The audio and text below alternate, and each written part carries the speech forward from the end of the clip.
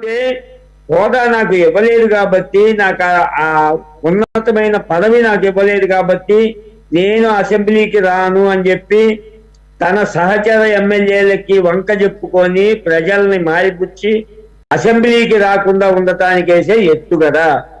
అంతకు మించి ఇది తను ఏదో ఒక రకంగా అసెంబ్లీకి వచ్చి ప్రజా సమస్యల మీద పోరాటం చేయాలి అనే భావం కలిగిన వాళ్ళ యొక్క నడవడిక మొదటి రోజు నుంచే ఉంటుంది. వెనకటికి ఎవరో చెప్పినట్టు, నువ్వు వేసే మొదటి అడిగే నీ జీవితం నువ్వు ఎట్లా పోతావో తెలుస్తుంది అని చెప్పినట్టుగా ఆయన మొట్టమొదటి రోజు రెండో రోజున చేసినటువంటి నడవడికనే మనకి తేటతల్యమైతోంది. ఈ 5 సంవత్సరాలు ఆయన ఎలా అసెంబ్లీలో ప్రవర్తించబోతున్నాడు ఒకటి. రెండోది వచ్చేటప్పటికి ఇవాళ మనం కూడా ప్రత్యేకించి జగన్మోహన్ రెడ్డి గారినో లేకపోతే చంద్రబాబు నాయుడు గారినో అనుకోవటం కాదు, కానీ మన ఆంధ్ర రాష్ట్రంలో ఈ యొక్క ప్రాంతీయ పార్టీలకి ఇది బాగా అలవాటు అయిపోయింది. ఏంటంటే నిన్న నేను ప్రస్తావించాను కూడా, ఏంటంటే 14 నుంచి 19 దాకా జగన్మోహన్ రెడ్డి అసెంబ్లీకి రాకుండా ఏదో వంక చెప్పి తప్పించుకున్నాడు. అదేవిధంగా 19 నుంచి 24 మధ్య కాలంలో ఏవో ఒక కారణాల చేత, అవి మంచా చెడా అనేది నేను ప్రస్తావించను, కానీ తెలుగుదేశం చంద్రబాబు గారు అసెంబ్లీకి వెళ్లకుండా తప్పించుకున్నారు. అంటే ఏంటంటే ప్రతిపక్షం అనేది లేకుండా అధికారం జరగటం అనేది, దానికి ముఖ్యమైన కారణం ప్రజలు కూడా వన్ సైడ్ గా అధికారం ఇవ్వటం కూడా కొంత ఇబ్బంది అవ్వచ్చేమో.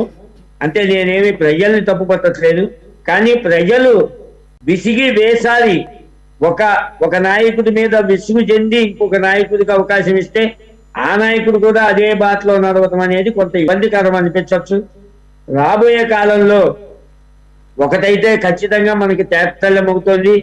ఏంటంటే జగన్మోహన్ రెడ్డి గారికి ప్రతిపక్ష నాయకుడి హోదా అయితే రాదు అనేది వాళ్ళు తేటతెల్లమైంది.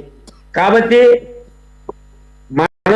మనం అర్థం చేసుకోవాల్సింది, రాబోయే కాలంలో జగన్మోహన్ రెడ్డి గారు అసెంబ్లీకి కూడా రాకపోవచ్చు. మనం కాదు కదా చెప్పాల్సింది. కానీ ఉన్నటువంటి అధికార పక్షమేమో జాగ్రత్తలు గుర్తెలిగి పరిపాలన చేయాల్సిన అవసరం ఉన్నది. అదేవిధంగా మీరు కనుక గమనిస్తే ఈ యొక్క మీడియా చేసే హడావిడి మాత్రం చాలా దారుణంగా ఉంటుందండి. ఈ రాష్ట్రంలో పార్టీలు నాయకుల కన్నా కూడా మీడియా చేసేటువంటి హల్చల్ ఎక్కువ అవుతుంది.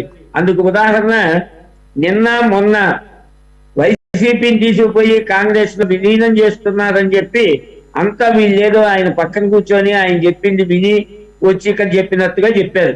ఏది అంచనాలతోటి లెక్కలతోటి తారీఖులతోటి సహా లెక్కలేసల్లా చెప్పారు. కానీ ఏం జరిగింది, ఆయన పోయి ఒక ఎన్డీఏకి సపోర్ట్ చెప్పారు. అంటే నేను అనేది ఏమంటున్నానంటే, ఇక్కడ జరిగేటువంటి ఈ బూస్ట్లు, ఈ యొక్క భూములు, ఇవన్నీ కూడా మనకి చర్చించుకోవడానికి అవకాశం కల్పించచ్చేమో, కానీ ప్రజల్ని మాత్రం తప్పుదో పట్టిస్తున్నాయి.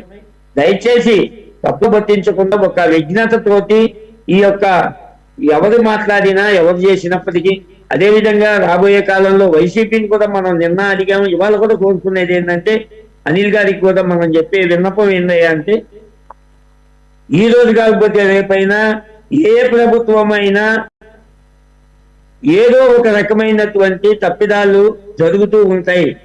ఆ తప్పిదాలని, ప్రజలకి ఇబ్బందికరమైనటువంటి పరిస్థితుల్ని మనం ఎండగట్టి ప్రభుత్వం చేత ప్రజలకి మేలు జరిగేటట్టుగా చేయటానికి చేయాలే తప్ప ఈ చిల్లర మల్లర ఇవన్నీ కూడా చిల్లర రాజకీయాలు అంటారు. ఎందుకంటే రాదని నీకు తెలిసి నీకు ఆ యొక్క ప్రతిపక్ష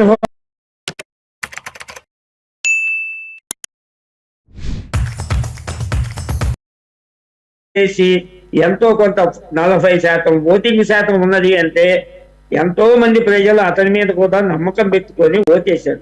వాళ్ళందరినీ మాయబుచ్చాల, వాళ్ళందరినీ కూడా డైవర్ట్ చేయాలి. ఈ డైవర్ట్ చేయడానికి ఇక్కడేదో నేను బుద్ధిమంతుల్ని, నేనేదో సచ్చీలుని, తెలుగుదేశమే నాకు అవకాశం ఇవ్వట్లేదు కాబట్టే నేను రావట్లేదు అనేటువంటి ఒక అపోహను కలిగించడానికి చేసే ఎత్తుగడ తప్ప దీంట్లో మాత్రం ఏ మాత్రం కల్పించలేదు. దీంట్లో కేవలం ఇది ఒక డైవర్షన్ పాలిటిక్స్ తప్ప అంతకంటే ఇంకేమీ లేవనేది నా రైట్. ఓకే, అనిల్ గారు, ఈరోజు లోక్సభలో స్పీకర్